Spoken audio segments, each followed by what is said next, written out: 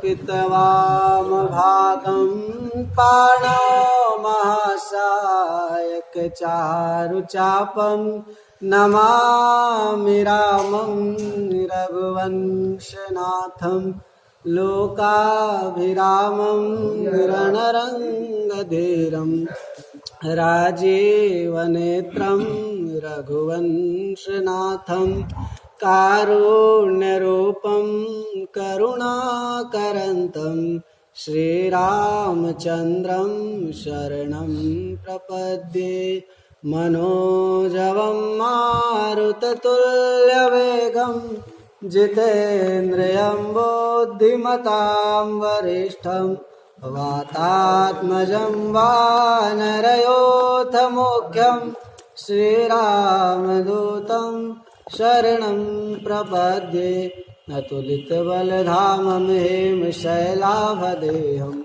धनुजवनकृशानुं ज्ञानिनामग्रगण्यं सकलगुणनिधानं वानराणामधीशं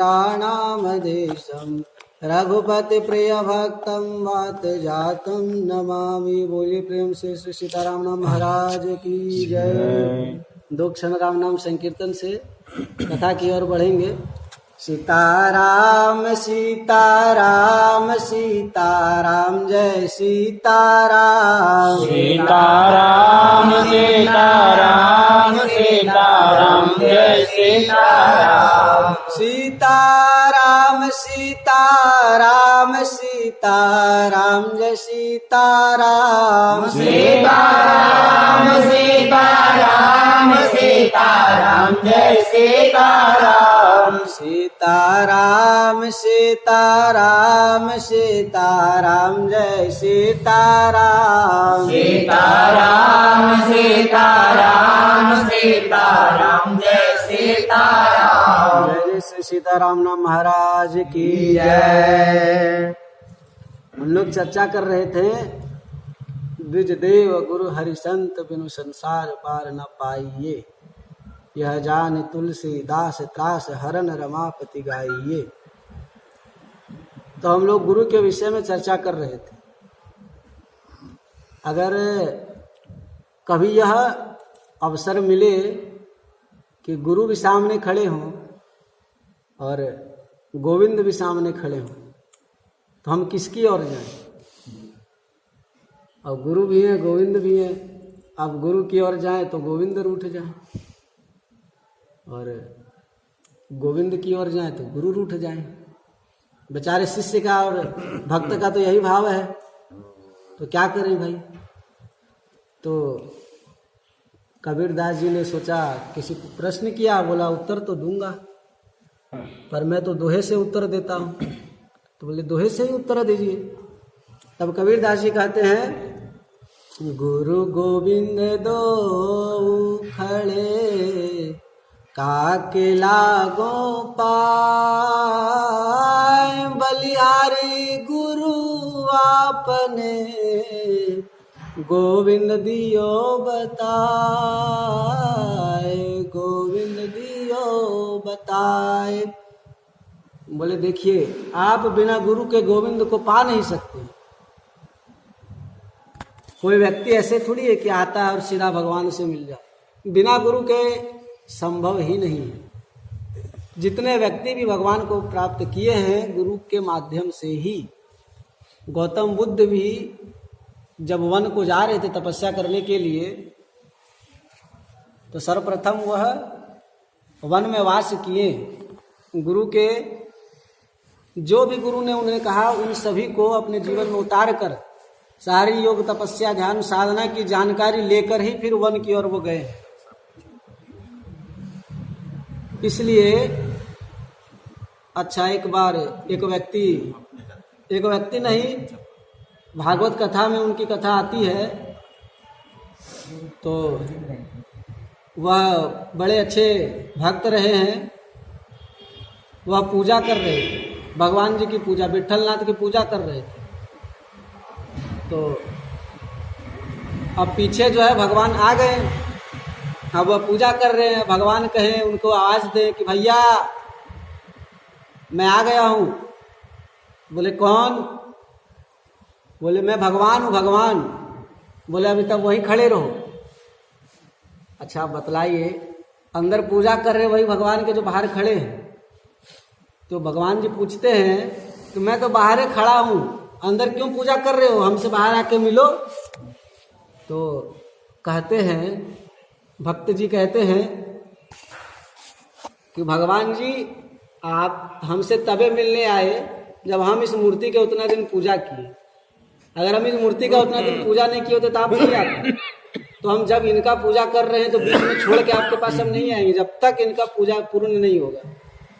तो यह भाव है कि जो आपको पहली बार जो आपके हाथ पकड़ ले उसे कभी फिर नहीं छोड़ना चाहिए, उसके हाथों को।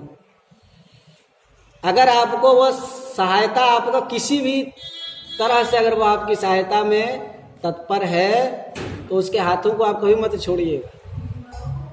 आजकल रिश्तों में एक बार खाली भाषा बसी हो जाए तब तो फिर खत्म, सीधा सबसे पहले होता है बात बंद। रिश्तों में अगर कुछ कड़वाहट हो तो सबसे पहले बात बंद हो जाए। कभी कहते हैं अहम के जाल में फंसकर, अहम के जाल में फंसकर के खुद से द्वंद्व मत करना, सहनशील के चिरागों की कभी लो मंद मत करना। अहम के जाल में फंसकर के खुद से द्वंद्व मत करना, सहनशील के चिरागों की कभी लो मंद मत करना। ये रिश्ते शब्द के मोहताज होकर टूट जाते हैं, झगड़ लेना मगर आपस में बातें बंद मत करना। सर्वप्रथम यही होती है कि हम बात करना बंद कर देते, किसी से भी हो बात बंद नहीं होनी चाहिए। बात सही रहेगी तो सब फ्रेश है। तो इसलिए अच्छा गुरुजी, अब गुरुजी चाह ले तो क्या नहीं कर दे, अनहोनी को होनी कर दे। अब हनुमान जी को देख लीजिए, हनुमान जी, राम जी अब बाण लेके आ गए मारने के लिए। अब हनुमान जी प्रण ले ली कि हम तो बचा के रहे। अच्छा अपने दम पे नहीं कि हम बचाएंगे, राम नाम के दम पर। राम नाम की महिमा इतनी है, कहो कहाँ लगी नाम बड़ाई, कहो कहाँ लगी नाम बड़ाई, राम न सकहि नाम गुण गाई, राम न सकहि नाम गुण गाई। यह महिमा है कि राम जी स्वयं भी उस महिमा को नहीं गा सकते। और यहाँ प्रमाणित हुआ, प्रमाण साक्षात्कार हुआ। हनुमान जी बैठ गए राम नाम लेते हुए। अब राम जी बाण छोड़ रहे हैं, निष्फल, क्या फायदा। जिसके साथ राम जी का नाम आ जाए उसको फिक्र फिर क्या करना। सर पर सीताराम फिक्र फिर क्या करना, ओ मेरे सर पर सीताराम फिक्र फिर क्या करना, क्या करना, क्या करना, क्या करना, क्या करना, मेरे सर फिर क्या करना, मेरे सर पर सीताराम फिक्र फिर क्या करना, मेरे सर पे सीताराम फिक्र फिर क्या करना। अब राम जी नाम ले रहे हैं, इधर बाण छोड़ रहे हैं, सब निष्फल हो रहा है। हनुमान जी कौन है? गुरु जी हैं। श्री गुरु चरण सरोज रज निज मन मुकुर सुधार। हनुमान जी के लिए प्रयुक्त हुआ है, गुरु जी हैं। किन के? गोस्वामी जी के। गोस्वामी जी के गुरु जी हैं। और अगर एक सूक्ष्म दृष्टि से देखी जाए तो हम लोगों के गुरु जी गोस्वामी जी हैं। गोस्वामी जी अगर नहीं होते तो इतने सुंदर तरीके से आजकल हर जगह आप कहीं भी जाकर देखिए, यह मैं तुलना नहीं कर रहा हूं, अपितु कहने का भाव है कि हर व्यक्ति के मुख पे, जो जानता हो न जानता हो, खूब गंवार हो, फिर भी उसके मुख में एक चौपाई हमेशा विराजित रहती है। मंगल भवन अमंगल हारी द्रवंश दशरथ अजिर बिहारी। ये हर किसी के मुख में, कुछ जाने या न जाने, यह जरूर जानता है, यह प्रभाव है। गोस्वामी जी के विषय में किसी कवि ने कहा है, तन रूपी कीमत हरि भक्ति के हार गजब के हैं तुलसी। कोई व्यक्ति कुछ अपना उसका कीमत तन हो, तो तन में सबसे सुंदर क्या लगता है? हार लगता है ना। सोने की हार हो तो देखने में तो भैया लगा है तन में, तो कितने कीमत, शरीर को और खूबसूरत बना देता है। तो तन रूपी कीमत हरि भक्ति के हार गजब के हैं तुलसी। 10 शीश लिए माया हेतु तलवार गजब के हैं तुलसी। और नाव बनाए मानस तो पतवार गजब के हैं तुलसी। यूं बहुत कहा अब शब्द नहीं, अवतार गजब के हैं तुलसी। तुलसी जी जो हैं वह साक्षात वाल्मीकि जी के अवतार हैं। वाल्मीकि तुलसी दासो कलो देवी भविष्यति। तो कहने का भाव है, हम चर्चा कर रहे थे कि हनुमान जी भी गुरु ही हैं, तो गुरु की सहायता जिसने ली वह बच गया कि नहीं? हनुमान जी अपने शरण में रखे और राम से भी बचा लिए।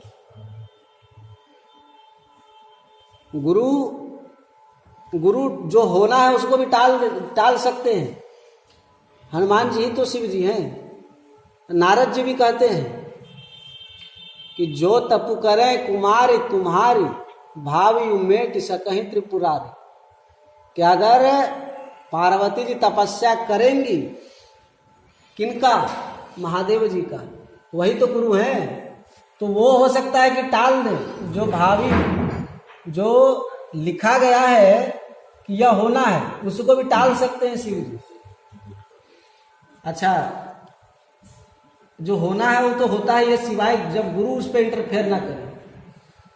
जो होना है वो होता ही है। भगवान बहुत लोग बचने का प्रयास करता है कि हम बच जाएंगे इससे, लेकिन बचता नहीं है। एक बार एक व्यक्ति रेस्टोरेंट पार हो रहा था, तो बगल में देखा होटल है। अब होटल पे लिखा था कि जितना खाना है खूब खाइए और बिल जो है आपका पोता देगा, आपको नहीं देना, आपका पोता देगा। अब ऐसा ऑफर देखे तो कौन नहीं पहुंच जाए। अब पोता अभी तक हुआ नहीं है, अब खाओ जितना खाना है। अब पहुंच गया खाने के लिए, अब खूब गया तो बढ़िया से सब साज सजावट हुई। अब जो महंगा था पहले वही मंगा के खाया कि सस्ता रहेगा तो बादों में खा लेंगे, महंगा जल्दी नहीं, देखने को खाली मिलता है महंगा चीज। तो मंगा के खूब खाया, महंगा चाइनीज इटालियन ये वो खूब खाया। तो अब खा लिया, अब सोचता है कि टन हो गया पूरा। अब उठ रहा है, उस समय बिल ला के रख दिया गया। अब बोलता है ये क्या? अरे मेरा पोता देगा, हमको थोड़ी देना है। बोला यही बात आपके दादाजी ने भी कहा था कि मेरा पोता देगा, तो वो बिल अब आपको भरना है। कर्म कभी खत्म नहीं होता है, घुरा फिरा के वो उसी जगह पर आता है। एक बार इसी तरह एक व्यंग्य है, स्वामी श्री राजेश्वरानंद जी सुना रहे थे। व्यंग्य के रूप में प्रस्तुत है यह कि एक बार एक व्यक्ति की मृत्यु लगभग, अब यमराज आ रहे थे उनके आत्मा को ले जाने के लिए, मतलब मृत्यु उनके निकट। अब यमराज जी आए, व्यंग्य है, पहले बतला रहा हूँ, व्यंग्य है। यमराज जी आए, अब कहे कि भैया जी आपका तो समय हो गया। अच्छा, अब अचानक सुना कि मेरा समय हो गया, तो बोला अब इसको कोई बात में फंसाते हैं, वरना फिर हम गए। अब बात में फंसाना शुरू किया। अच्छा एक काम कीजिए, आप बैठिए, ऐसे थोड़ी जाने दे देंगे। हम लोग के यहाँ नियम है, भारत का यही नियम है, जो आता है सबसे पहले चाय पानी जरूर पिए। बोला हम चाय बना के लाते, आप बैठिए। तो बैठ गए। अब गया चाय बनाने के लिए, चाय बनाया, बढ़िया से चाय बना के अब बड़े अपना हिसाब लगाया, भारतीय दिमाग, थोड़ा नींद की गोली डाल दिया उस पर। व्यंग है, तो ले जाके अब यमराज को पिला दिए। अब पिए और बेहोश होके गिर पड़े, नींद में पहुंच गए। खूब घोर नींद में है। और उसके बाद अभी लड़का क्या किया, चालाक था खूब, कलम कॉपी लिया, काट दिया अपना नाम, नीचे ऊपर लिखा था, ऊपर से काट दिया, नीचे अपना नाम लिख लिया, जो भी नाम था नीचे लिख लिया कि आप तो एकदम पहुंचते पहुंचते तब हम जाएंगे, तो जो करना है भी कर लो भैया। अब लिख लिया, खूब खुश, हम तो जीत गए, यमराज को भी पीछे छोड़ दिए, हम तो जो होना था उसको भी टाल दिए हैं, और हम अब लिखने वाला बन गए, हम ही है ब्रह्मा। ऐसा ऐसा खूब सोचने लगा। अब भगवान ऊपर से देख रहे हैं, राम जी, कृष्ण जी, सभी जितने भी टोलियां हैं भगवान के, सभी देख रहे हैं। शिव जी, चालाकी करते हो बच्चा, खूब बताते हैं, तो खूब खुश है बेचारा।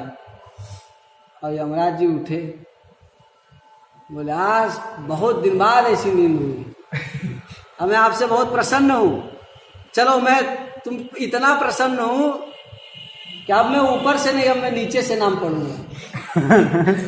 अब बेचारा सीताराम हो गया, अब नीचे काट कर लिखा था, अब नीचे से ही पढ़ना शुरू, अब पहला आ गया नीचे से पढ़ा, तो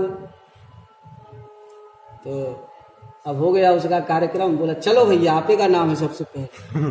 तो कहने का भाव है कि जो व्यक्ति कर्म करता है उसका फल उसको भोगना ही पड़ता है। भगवान कहते हैं कि तू करता वही है जो तू चाहता है, तू करता वही है जो तू चाहता है, इसलिए, और होता वही है जो मैं चाहता हूं, इसलिए तू कर वही जो मैं चाहता हूं, तब होगा वही जो तू चाहता है। अगर आप भगवान ने जो कहा है कि धर्म के मार्ग पर चलना, अगर हम धर्म के मार्ग पर चलेंगे तो वही होगा जो हम चाहते हैं। एक कहावत है कि जो धर्म के सन्यासी होते हैं उन्हें धार्मिक के साथ साथ सांसारिक सुख भी प्राप्त होती है। ध्रुव जी को देखिए, गए थे भगवान प्राप्त करने, प्राप्तो किए और भोगो भोगे खूब। प्रहलाद जी को देखिए, मनु जी को देखिए, जब वो कहे कि हम आपको राम के रूप में चाहते हैं, तो बोले ठीक है, बाद में पाइएगा, आप पहले जाके स्वर्ग में राज कीजिए, बढ़िया से रहिए वहां। तो यह होता है कि धर्म के मार्ग पर अगर हम चलेंगे तब, धर्म क्या है, वेदा प्रणीतो धर्म या धर्मस्तद विपर्ययः, वेद ने जिसका विधान किया वह धर्म है, और वेद ने जिसे निषेध बतलाया वह अधर्म है। वेद ने कहा यह यह यह यह करो तो वह धर्म है, और वेद ने कहा यह यह यह यह मत करो तो वह अधर्म है। करेंगे पता? तो इसी सारे शब्दों के साथ वाक्य को शब्द को पुष्पांजलि देते हुए सीताराम सीताराम सीताराम जय सीताराम सीताराम सीताराम सीताराम जय सीताराम। जय जय श्री सीताराम महाराज की